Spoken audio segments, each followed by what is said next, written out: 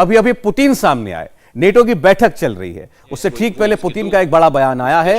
उन्होंने आरोप लगाया है कि यूक्रेन नागरिकों को निशाना बना रहा है। राष्ट्रपति पुतिन ने रूस की नेशनल सिक्योरिटी के काउंसिल के साथ बैठक भी की है।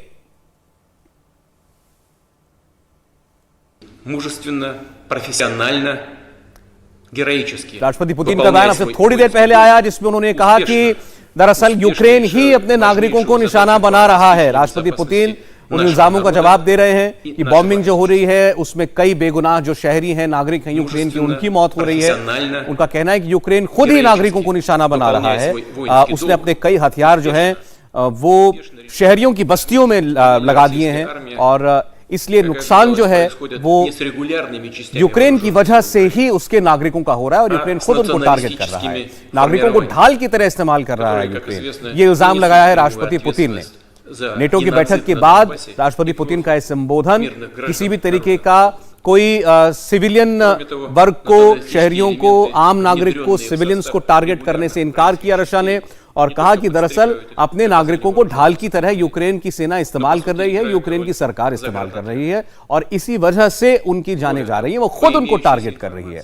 नेटो की बैठक जारी है, यूनाइटेड नेशन सिक्योरिटी काउंसिल की मीटिंग आज होनी है। सबसे पहले राष्ट्रपति पुतिन भी सामने आए और आज घटनाक्रम बहुत तेजी के साथ बदला है। आपने देखा कैसे सबसे पहले प्रेसिडेंट ज़ेलेंस्की के जरिए अपील की गई कि वो बातचीत करना चाहते हैं। उन्होंने कहा कि मैंने फोन किया पुतिन को, लेकिन उन्होंने मेरा फोन नहीं लिया, उन्होंने मुझसे बात नहीं की। और इसके बाद रूसी विदेश मंत्रालय की तरफ से यह बयान आता है कि हम बात करने के लिए तैयार हैं और उसके लिए मिन्स्क में, जो कि बेलारूस का शहर है जहां पहले भी दोनों देशों के बीच समझौते हुए हैं, वहां पर हम अपना प्रतिनिधिमंडल भेज भी देंगे, लेकिन उससे पहले शर्त यह है कि यूक्रेन को सरेंडर करना होगा, आत्मसमर्पण करना होगा। और उसके बाद एक बहुत ही मार्मिक अपील जो है वो यूक्रेन के राष्ट्रपति ने जारी की, जिसमें उन्होंने सीधे रूस की जनता से अपील की कि अब आप अपने सरकार को समझाइए, अपने राष्ट्रपति को समझाइए। दोनों देश जो हैं वो नहीं चाहते कि जंग हो, दोनों देश शांति चाहते हैं। एक लंबा बयान उन्होंने जारी किया था और उसके बाद अब से थोड़ी देर पहले उन्होंने यूरोपियन यूनियन के लिए नेताओं के लिए एक बयान जारी किया, जिसमें उन्होंने बड़े नाटकीय अंदाज में ये कहा कि आप मुझे आखिरी बार जिंदा देख रहे हैं। राष्ट्रपति ज़ेलेंस्की को इस बात की पूरी आशंका है कि जो रूसी सेना है वो उन्हें जल्द ही ढूंढ सकती है, उन तक पहुंच सकती है। वो पहले कह भी चुके हैं कि पुतिन का पहला निशाना मैं हूं और दूसरा निशाना मेरा परिवार। तो जाहिर है उन्हें अपने अपने परिवार की जान की फिक्र भी है। हालांकि राष्ट्रपति पुतिन ने हमेशा ये कहा है कि वो कब्जा नहीं करना चाहते। ये जरूर उन्होंने उनकी तरफ से, उनकी सेना की तरफ से और विदेश मंत्रालय की तरफ से कहा गया है कि उनका एक ही मकसद है और वो ये है कि ज़ेलेंस्की सरकार को उन्हें उखाड़ फेंकना है, तख्ता पलट करना है। वो सत्ता परिवर्तन चाहते हैं यूक्रेन में और पुतिन कह रहे हैं कि हम बातचीत के लिए तैयार हैं। बड़ी खबर आ रही है, पुतिन ने अभी जो संबोधन किया उसमें वो कह रहे हैं कि हम बातचीत के लिए तैयार हैं। अब वो बेशर्त बातचीत के लिए तैयार हैं या उनका भी ये कहना है कि हथियार डालने होंगे, देखना होगा, क्योंकि ऐसा नहीं है कि उन पर भी दबाव नहीं है। नेटो देशों का भी उन पर दबाव है, अमेरिका का दबाव है उनके ऊपर और उनके आसपास जितने भी देश हैं वो सब नेटो सदस्य देश हैं। पुतिन भी वही बात कह रहे हैं कि हम बेलारूस के मिन्स्क में अपना डेलीगेशन भेजने के लिए तैयार हैं और यूक्रेन से बात करने के लिए तैयार हैं। लेकिन इससे पहले जो शर्त रखी गई थी, क्या पुतिन भी वो दोहराएंगे कि पहले सरेंडर, पहले यूक्रेन की सेना का आत्मसमर्पण और उसके बाद बातचीत। बेलारूस के मिन्स्क में डेलीगेशन भेजने की बात पहले जो है उनके विदेश मंत्रालय ने कही और अब वो बात खुद पुतिन भी कह रहे हैं। तो क्या वाकई में कोई समाधान निकल सकता है? क्या यूक्रेन में और विध्वंस होने से बचाया जा सकता है और बेगुनाह जाने से बच सकती हैं? क्या बातचीत के जरिए अब भी कोई राह निकलने की उम्मीद है? अगर पुतिन ये कह रहे हैं कि वो बात करने के लिए तैयार हैं, तो क्या वो यूक्रेन के राष्ट्रपति ज़ेलेंस्की के साथ बात करेंगे, जो ये कह रहे हैं कि वो खुद बात करने के इच्छुक हैं, लेकिन पुतिन उनसे बात नहीं करना चाहते? ये सारी बातें इस वक्त हैं और आज अगले चंद घंटे बहुत अहम होंगे, देखना होगा। और आपको बता दें, इस सब के बीच इसका मतलब ये नहीं है कि युद्ध नहीं जारी है।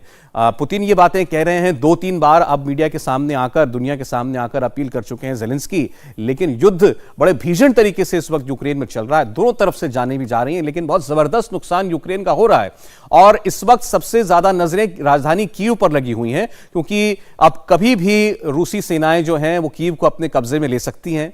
खबर आई थी कि राष्ट्रपति ज़ेलेंस्की ने खुद को सुरक्षित महफूज करने के लिए एक बंकर में खुद को उन्होंने छुपा लिया है और वहीं से वो जो है लगातार ये बयान जारी कर रहे हैं। अब ये तो नहीं कहा जा सकता वो कहाँ हैं, लेकिन उन्होंने ये जरूर कहा कि मैं आखिरी वक्त तक अपने देशवासियों का साथ नहीं छोड़ूंगा, मैं यूक्रेन छोड़कर नहीं जाऊंगा, क्योंकि ये आशंका थी कि हो सकता है वह पड़ोस के देशों में, नेटो देशों में शरण ले लें और यूक्रेन छोड़ करके चले जाएं, लेकिन इससे उन्होंने साफ इनकार किया। एक बीच में एक तस्वीर तो वो भी आई जिसमें वो बुलेट प्रूफ जैकेट पहने हुए जमीन पर खुले आसमान के नीचे अपने सैनिकों के बीच खड़े हुए दिखाई दिए थे, लेकिन उसके बाद से उनका सारा वक्त जो है दुनिया भर को एड्रेस करने में और बयान जारी करने में जा रहा है। अब राष्ट्रपति पुतिन नेटो की बैठक के बीच और सिक्योरिटी काउंसिल की बैठक से पहले वो ये कह रहे हैं कि हम बातचीत के लिए तैयार हैं। रूसी डेलीगेशन में 3 मंत्रालय के लोग होंगे, वो ये भी कह रहे हैं। अब वो काफी गंभीरता से बात कर रहे हैं, यानी कि एक स्ट्रक्चर के साथ बातचीत की पेशकश जो है, एक पहल जो है वो पुतिन कर रहे हैं। उन्होंने कहा कि 3 मंत्रालयों के लोग होंगे रूसी डेलीगेशन के अंदर, बातचीत होगी मिनिस्ट्री, डिफेंस मिनिस्ट्री और उनके राष्ट्रपति कार्यालय के लोग वो इस डेलीगेशन के अंदर होंगे। लेकिन कब, क्या इससे पहले वो भी सरेंडर की शर्त रखते हैं, ये देखना होगा। और मिन्स्क शहर में यूक्रेन और रूस के बीच समझौतों का इतिहास भी रहा है और पुतिन तो ये इल्जाम लगाते आए हैं कि दरअसल झगड़ा ही शुरू इस बात से हुआ कि ज़ेलेंस्की ने उन समझौतों का आदर नहीं किया। तो एक बार फिर उन्होंने ये शर्त रखी कि बातचीत होगी तो मिन्स्क में होगी, बेलारूस में होगी, और बेलारूस में अभी भी रूसी फौजें हैं और वहां से भी वो यूक्रेन के अंदर दाखिल हो रही हैं, वहां से भी हमला कर रही हैं।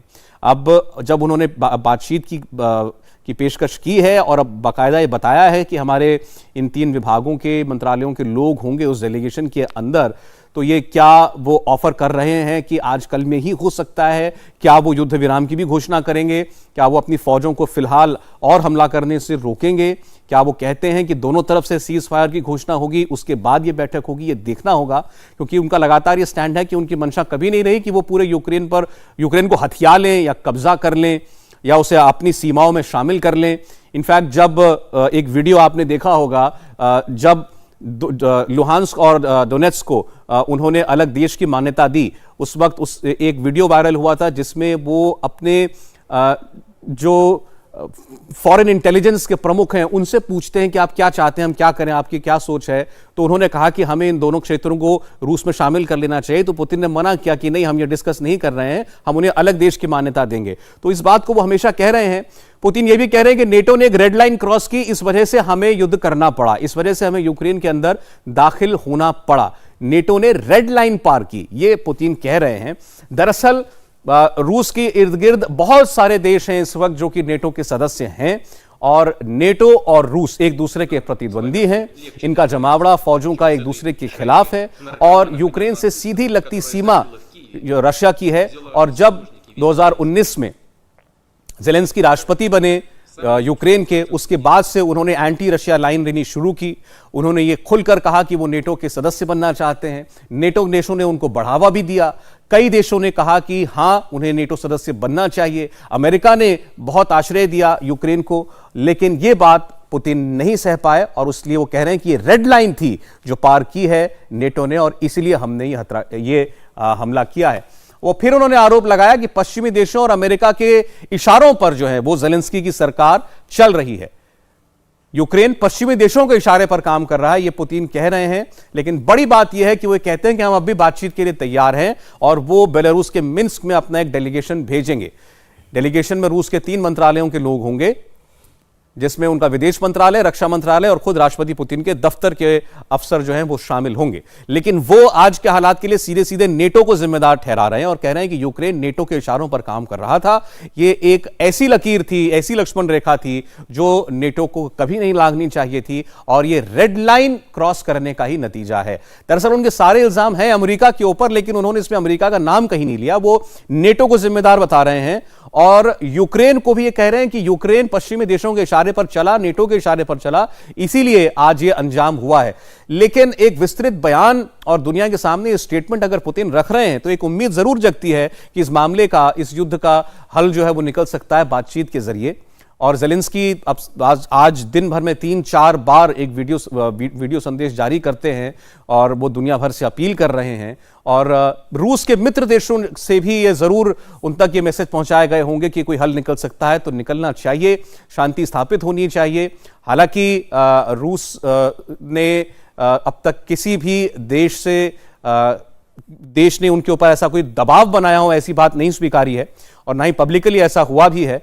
पश्चिमी देश, यूरोपीय देश जरूर जो हैं उनके खिलाफ कार्रवाई कर रहे हैं। रूस के ऊपर कड़े प्रतिबंध लगाए गए हैं। रूस की ऑयल कंपनियां जो कि उनके रेवेन्यू का एक सबसे बड़ा जरिया है, उन पर प्रतिबंध लगा दिया गया है। रूस की जो करेंसी है रूबल, वो अब जो है बाकी फॉरेन करेंसीज में ट्रेड नहीं कर पाएगी। ये एक बड़ा झटका रूस के लिए है। और तो और अब से थोड़ी देर पहले यूरोपीय यूनियन ने खुद राष्ट्रपति पुतिन की जो निजी संपत्तियां हैं उनको कुर्क करने का ऐलान कर किया है। तो ये सारे झटके जो हैं, वित्तीय झटके, वो नेटो और अमेरिका वो पहुंचा तो रहा है राष्ट्रपति पुतिन को, लेकिन ऐसा नहीं है कि उन्होंने इन सब चीजों को पहले ही फिगर नहीं किया होगा या इन सब का आंकलन पहले नहीं किया होगा और इस सब के लिए वो तैयार थे, इसीलिए उन्होंने इतना बड़ा कदम उठाया है।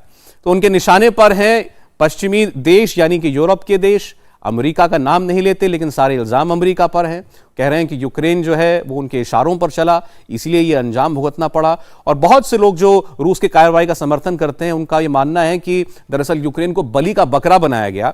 नेटो देशों ने, यूरोप के मुल्कों ने, अमेरिका ने उनको खूब चने के झाड़ पर चढ़ाया, उनको ये आश्वासन दिया कि वो नेटो के सदस्य बनेंगे, जबकि नेटो के ही कुछ सदस्य देश खुलकर ये कह रहे थे कि वो यूक्रेन को शामिल नहीं करना चाहते, क्योंकि वो ये देख रहे थे कि ऐसा करना दरअसल ये रशिया को एक तरीके से खतरा पहुंचाना होगा और उसके बाद वो कोई कार्रवाई भी करेंगे। इंडिया टीवी हर वक्त हर जगह डाउनलोड करने के लिए सर्च करें India TV news Google play store या ऐप स्टोर पर।